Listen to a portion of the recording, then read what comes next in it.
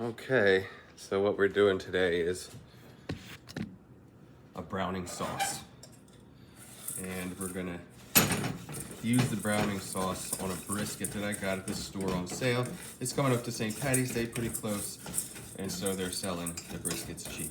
And what you do for browning sauce, it's just brown sugar and water. You heat the brown sugar on a low heat. It ends up starting to look, I'll show you.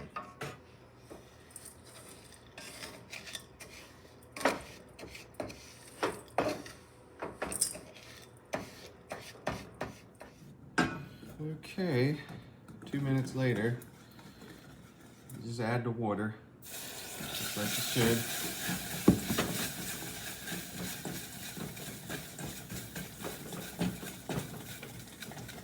Till it gets a nice consistency.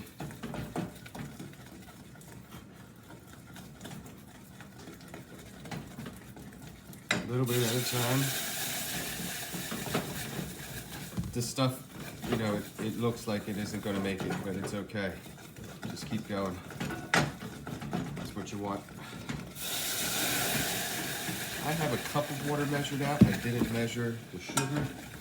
I just dumped a handful in there.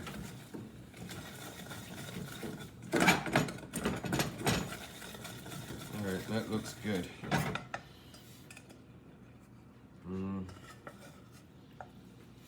Yeah.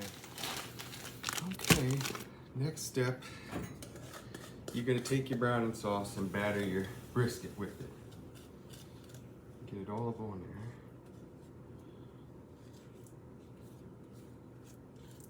Some of your browning sauce is gonna look a little darker than this.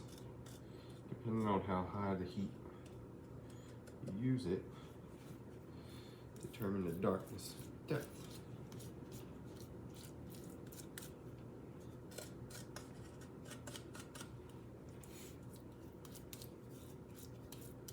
Or you want to use a pan that be easy to clean, because the sugar, yeah, kind of caramelized all over the edge of this pan, and it looks like it's going to be a nightmare to clean it. So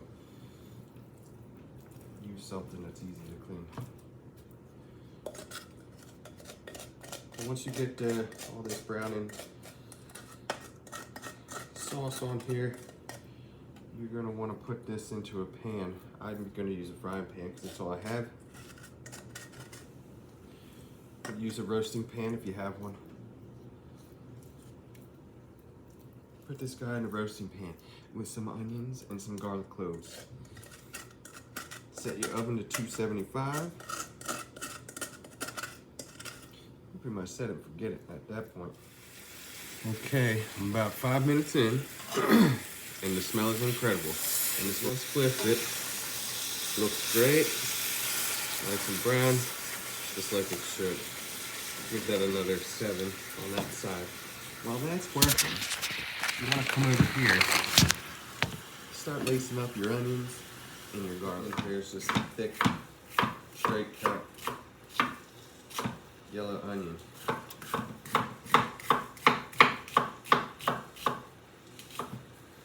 When you go to check on your brisket,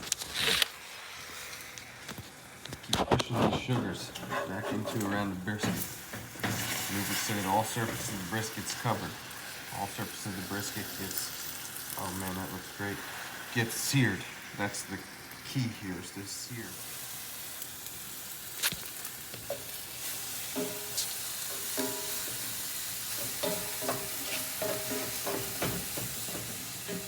Onions contain sugars as well, and they come out during the cooking process. It smells amazing. It smells like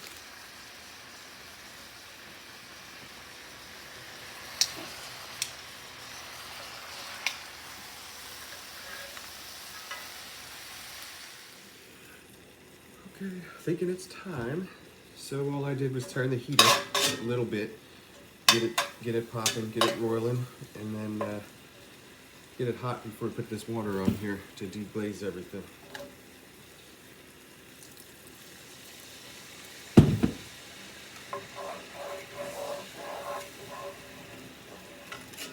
And that looks nice. turn off the heat once the water hits it. Now I ended up just throwing whole garlic cloves in there. I didn't end up cutting any of that up, in case you're wondering. Just put it in there. The onions you should put probably 2. I only put 1, that's all I had. And I put 3 or 4 cloves of garlic in there.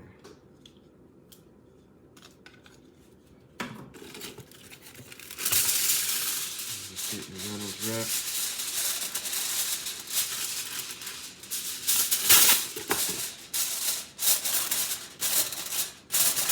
I've got my oven at 275. I'm going to come check on it in 3 hours.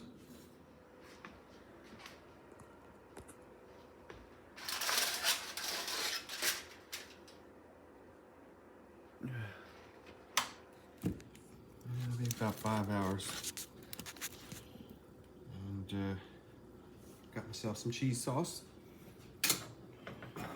some cauliflower, and some orzo pasta. And here is our brisket. Oh wow, these fall apart.